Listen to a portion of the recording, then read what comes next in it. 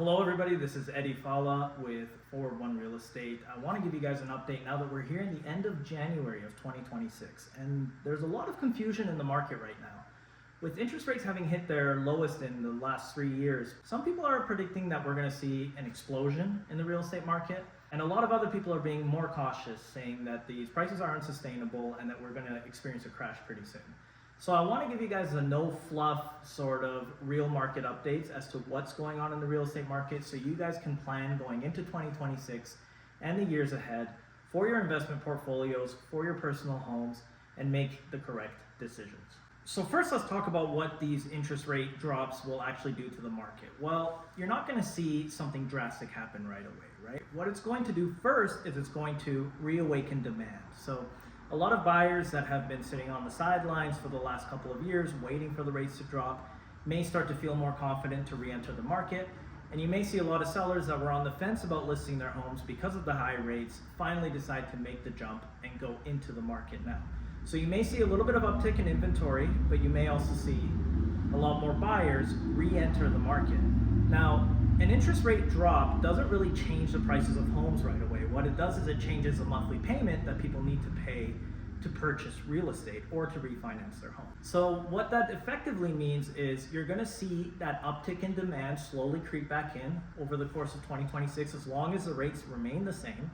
And with the impending ousting of Jerome Powell, we have no idea where the rates are going to go, but if they continue to further drop, you may start to see more drastic activity in the market.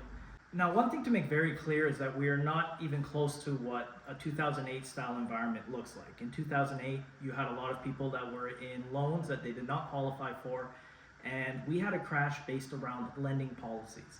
Those lending policies have tightened a lot since then, and most homeowners right now have still record numbers of equity in their homes and very low rate fixed mortgages that they got into during the COVID years where rates were 2 and 3%. So we're not going to see a foreclosure wave or anything like that unless the job losses mount up heavily. What's more likely to happen is that over the last 10 years, we have been in a supply issue simply because we're not building enough homes. And when there's not enough supply in the market, especially since 2020, we've been in a supply shortage. What you're going to see is upward pressure on housing the more that rates come down and the more that homes become affordable.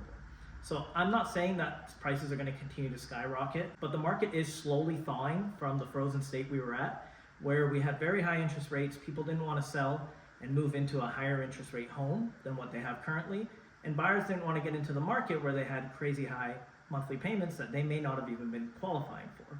So where do I see prices going in the future? I think slowly they're going to stabilize or even possibly creep up a little bit, simply because the lending practices are so tight and because people are not really going to want to sell their homes unless they're getting a price that makes it worthwhile for them. Now, for them to get that price, interest rates need to be at a point where buyers can afford these homes at these slightly elevated or highly elevated rates.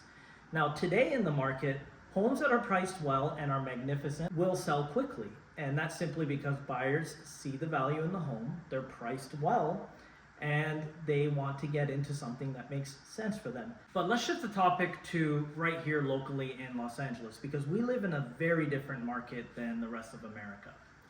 Here we have a lot of zoning constraints. We have a lot of global demand. Los Angeles has always been a hotbed for real estate and investment.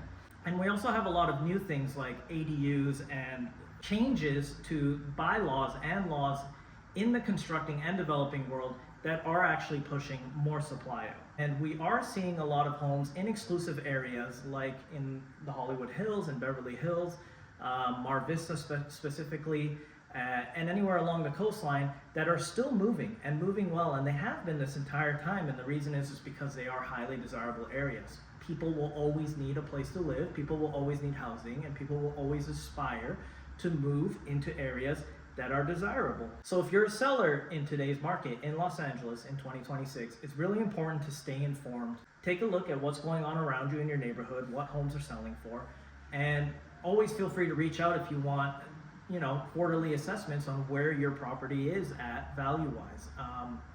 And now if you're a buyer, typically the best deals are always found right before sort of that glass ceiling breaks and people start flooding back into the market, right? So now 2026, if it is the right time for you to move or to make your investment, might be a good time to get back in before this influx of demand comes back into the market. If you are a homeowner and you're looking for a specific analysis on your property, I'm more than happy to provide that. I do a lot of deep analytical looks into specific properties for my clients, and I'm happy to let you know exactly where you stand today.